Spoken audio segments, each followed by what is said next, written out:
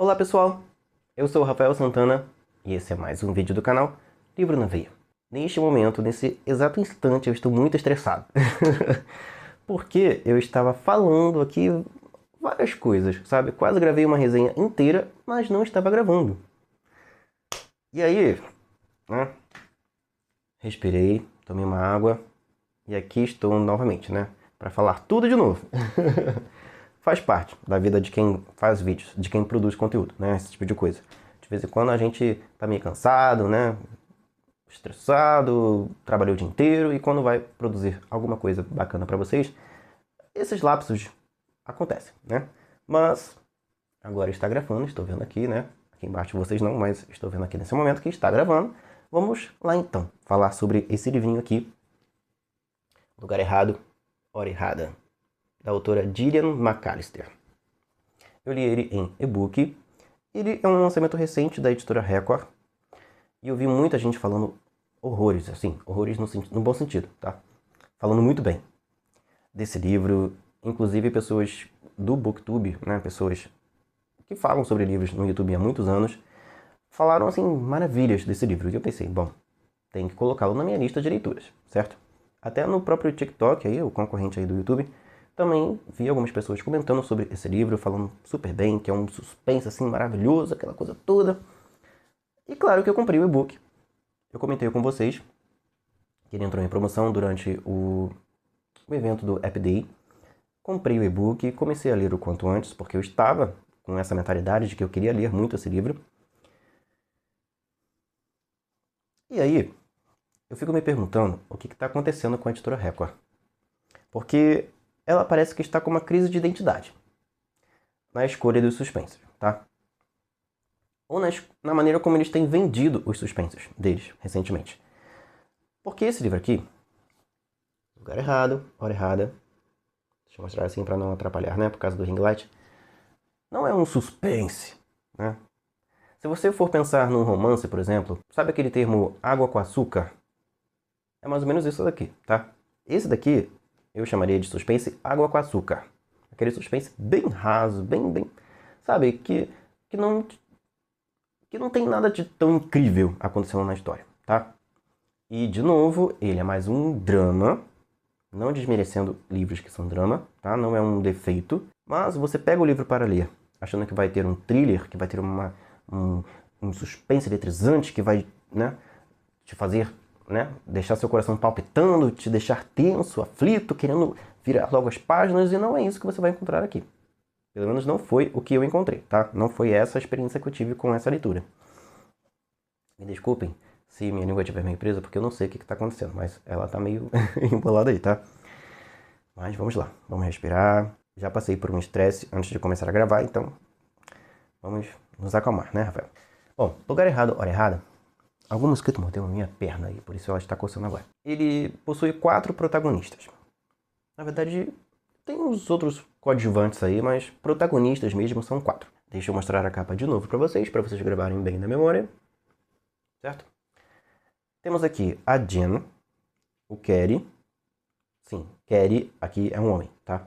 Mesmo no Brasil sendo um nome bem feminino, nunca vi um homem no Brasil chamado Kerry, mas no livro existe, tá bom? Isso me confundiu bastante no começo ali da leitura, porque toda hora eu achava que Kerry era uma mulher. E não, é um homem aqui na história. Temos a Jen, o Kerry, o Todd, que é o filho desse casal, Jen e Kerry, e um outro personagem chamado Ryan. A Jen é uma mulher de mais ou menos ali 30 e poucos anos, que é uma advogada bem sucedida. O pai dela era também um advogado muito, né, conhecido e tal, um bambambam aí na advocacia. Ele tinha um escritório de advocacia, acabou falecendo de forma bem repentina por causa de uma certa doença. E aí a Jen herdou então esse escritório para ela, certo?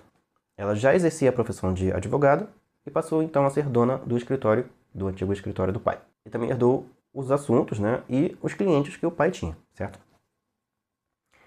Ela é casada com o Kerry, já tem mais ou menos uns 20 anos, e o Kerry é um homem bem reservado, bem caseiro, do tipo que não sai de casa para nada. Ele não gosta assim de vida social. Ele tem quase nenhum amigo.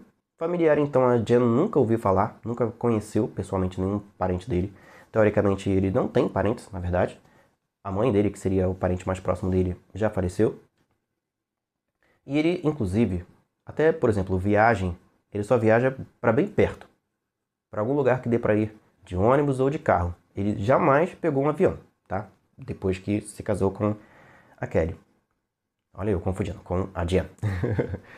E o Kelly, ele trabalha com reparos, com pequenas construções, certo? Ele, por exemplo, pinta paredes, ele faz pequenas reformas, ele instala coisas em casas, residências, ele coloca pisos, por exemplo, né, azulejo, esse tipo de coisa, tá? Ele faz pequenos reparos e pequenas reformas. Ele é um trabalhador autônomo e ganha o dinheiro dele dessa forma. É um rapaz feliz, um bom pai, um bom marido. A Jen o ama e o Todd também, né? Aparentemente o Todd o admira bastante. Todd, então, é esse filho adolescente dos dois, da Jen e do Kelly.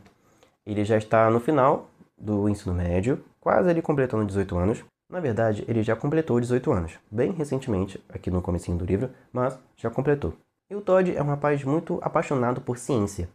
Ele gosta muito das matérias de física, de química, de biologia. Ele é muito ligado em tudo o que acontece relacionado à ciência. Inclusive, ele até ganhou um prêmio por causa disso na escola, certo? Por causa de um trabalho que ele fez no colégio. E depois que ele entrou aí na maturidade, digamos assim, no finalzinho da adolescência, ele se afastou um pouquinho da Jen. Ele e a Jen tinham uma proximidade maior, uma amizade maior, alguns anos antes. A Jen sempre se cobrou bastante, sempre teve a consciência de que ela não participava tanto assim da vida do filho. E o Todd, depois que começou a namorar uma jovem chamada Cleo, que é 2 anos mais velha que ele, aí mesmo que ele se afastou da mãe, tá? Ele ainda convive com ela, ainda mora na mesma casa, mas a relação deles é bem... não tem mais aquela proximidade, aquele acerramento que tinha antigamente. Aquela troca, sabe? Aquela amizade mais próxima, mãe e filho. Com o pai já é o contrário. O Todd e o Kelly têm sim uma proximidade um pouco maior. Algumas confidências, alguns assuntos, eles conversam muito mais, o Todd e o Kelly, do que o Todd com a Jen. E numa certa noite de Halloween, o Todd saiu para, né, curtir o Halloween. E quando ele voltou, na rua em que fica a casa dessa família, havia um homem. Ele estava se aproximando da casa, ele vinha numa certa direção e o Todd vinha em outra. E a Jen estava diante da janela, olhando, observando a rua, porque já era mais ou menos 1h da manhã, já havia passado do horário que o Todd teria que voltar para casa, e ela estava, de certo modo, já preocupada, mas ainda dando um pouquinho de crédito para o filho, tipo assim, ela poderia ter ligado para ele, poderia ter procurado a polícia, mas não, né? Resolveu esperar um pouco mais. E ela viu que ele estava voltando para casa e ficou ali de olho nele, certo? Até ele entrar em casa. E ela então viu que esse outro homem apareceu e eles meio que iam se cruzar. E quando o Todd se aproximou desse homem, quando eles ficaram bem próximos, o Todd simplesmente sacou uma faca e começou a dar umas... não vou dizer aqui a palavra, mas você já deve imaginar o que ele fez com essa faca e com esse homem, certo? E a Jen fica apavorada, porque é o filho dela. Ela criou aquele garoto. Como que ele do nada tomou aquela atitude? Por que que ele do nada atacou aquele cara e fez o que fez? Ela e o Kelly vão desesperados até a rua para tanto ajudar o filho, certo? Que fica em estado de choque, quanto para ajudar o homem, né? Acudir o homem, para ver se ele ainda tem chance de ser socorrido e tal. E imediatamente aparece a polícia. E o desenrolar dessa história, na nossa cabeça de leitor, parece que vai ser uma trama assim, né, muito misteriosa, muito envolvente, aquela coisa toda. Porque você já fica logo de cara querendo saber por que que esse rapaz fez isso, né? Que homem é aquele que ele atacou? Será que eles tiveram algum contato antes daquela noite? E aquele homem de alguma forma era uma ameaça e por isso o Todd fez isso? Ou o Todd é um psicopata juvenil? A gente começa a criar algumas teorias. E aí acontece o seguinte, o Todd é preso, é levado para a delegacia, os pais vão até lá e ficam muito apreensivos, como assim? Por que vocês vão fazer isso com ele? Ele vai ter que passar a noite na delegacia, coisa que jamais a Jen e o Kelly imaginavam que fosse acontecer. E aí, meu povo, o que acontece? A Jen volta para casa, certo? Não resta outra alternativa. Ela volta, acaba adormecendo. E quando ela acorda no dia seguinte, na verdade não é o dia seguinte, é o dia anterior. Ela volta no tempo para exatamente 24 horas antes, né, do que o Todd fez com o camarada lá que estava na rua. E aí, mais uma vez, a gente é fisgado, né? A gente fica preso na história pensando, peraí, o que está acontecendo aqui? Como assim ela voltou no tempo? E isso, inclusive, é uma coisa que não tem assim, uma explicação muito embasada na história, não, tá? Não tem... Tem ali, mais pro finalzinho do livro, uma explicação mais ou menos científica de que fenômeno seria esse que causou esse regresso da Jen no tempo, mas nada muito mirabolante, nada muito, né, embasado não, tá? Já fica avisado isso daí. E a Jen, a partir desse dia, ela não vai voltar apenas esse dia. Cada vez que ela dorme, ela volta cada vez mais para o passado. E cada vez que ela retorna para o passado, ela descobre, ela vê certas situações da vida dela e da família em si, que ela, no momento em que as coisas aconteceram, ela não se percebeu. Mas agora, vivendo de novo aquela situação, aquele momento, ela começa a pescar, a vislumbrar algumas coisas a mais daquelas situações. E começa, aos poucos, a montar um quebra-cabeça de o que teria causado aquela situação que ela viveu naquele dia. Do filho atacando aquele homem. O que teria provocado isso? Por que o Todd tomou aquela atitude? E é aqui que começa o diferencial do livro, que é esse retorno no tempo que a Jen vai fazendo ao longo da história. E também a embolação da trama. Porque se você não prestar bastante atenção, você fica perdido também, igual a Jen. A autora cometeu alguns deslizes no decorrer dessa história. Tanto que a trama vai voltando, vai rebobinando a vida da Jen. Cada vez ela fica mais perdida, mais preocupada, pensando assim, como que eu vou resolver uma situação se eu resolvo algo hoje e no dia anterior o que eu fiz hoje já não existe, porque eu ainda não vivi aquele dia. Vocês entenderam? É tipo, hoje você arrumou a casa, aí você volta no tempo, às vezes um dia, às vezes uma semana, às vezes algumas semanas ou meses, e aquilo que você fez ali, naquele dia, não existe mais, você vai ter que fazer de novo. Ou ignorar aquilo que você fez. Tem um personagem aqui, meio que um cientista, chamado Andy, com quem a Jen tira algumas informações para entender o que está acontecendo com ela. E cada vez que ela vai voltando no tempo, a história desse rapaz, né, desse homem, o Andy, também vai regredindo. E chega um ponto aqui da história que ele é um jovem na universidade. Então, tipo assim, como que eu vou contar com a ajuda dele se ele nem virou um cientista ainda? Nem entende do que, né, está acontecendo comigo. A história vai ficando um pouquinho embolada aí, um pouquinho, né, mirabolante. E a gente vai acompanhando, depois de um certo ponto ali da trama, o ponto de vista da Jen, em terceira pessoa, tá? O livro é todo narrado em terceira pessoa. E também o ponto de vista do Ryan, que é um policial, um jovem policial, que ele entrou na corporação da polícia com a intenção de fazer a diferença, de ter uma utilidade real para a sociedade, fazer coisas realmente relevantes dentro da polícia. E logo de cara ele fica responsável por se infiltrar numa espécie de gangue que rouba carros importados, carros caros, para revender no mercado negro. E a gente vai acompanhando a história desse camarada, vai ouvindo falar sobre ele também no núcleo da história que temos a Jen, o Todd e o Kerry. E no núcleo da Jen, a gente descobre que esse Ryan morreu.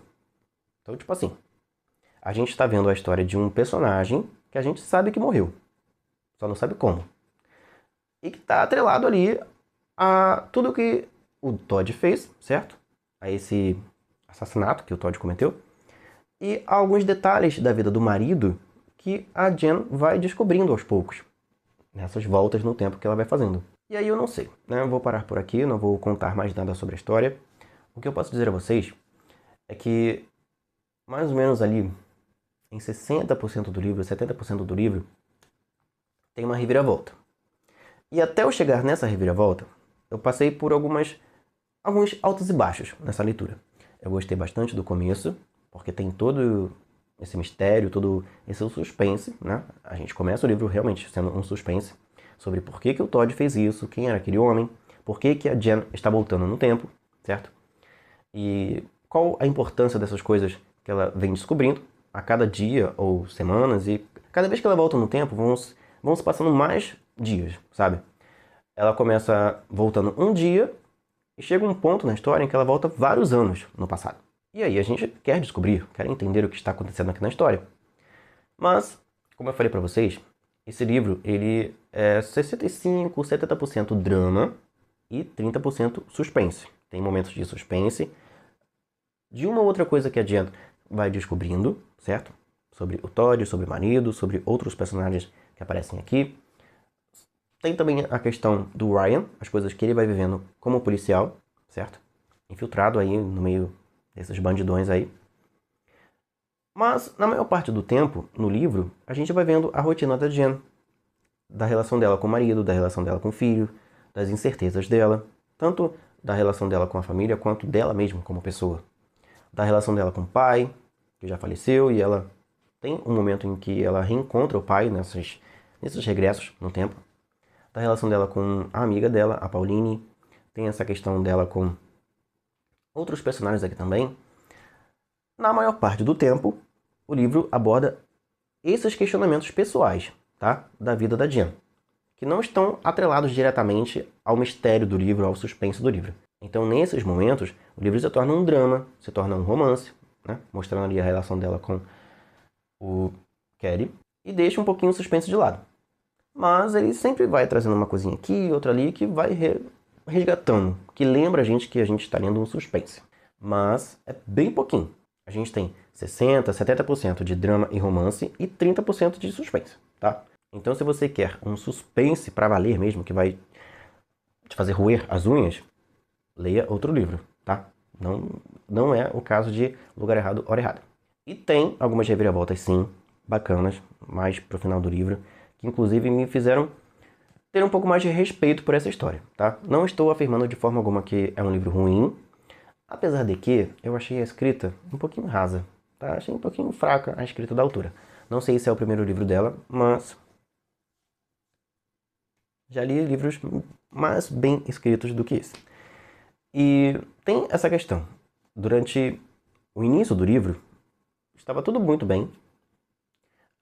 Quando começam as viagens no tempo, a história vai ficando meio embolada, vai ficando meio arrastada, e eu fui lendo só por obrigação em alguns momentos, até que vem uma primeira reviravolta.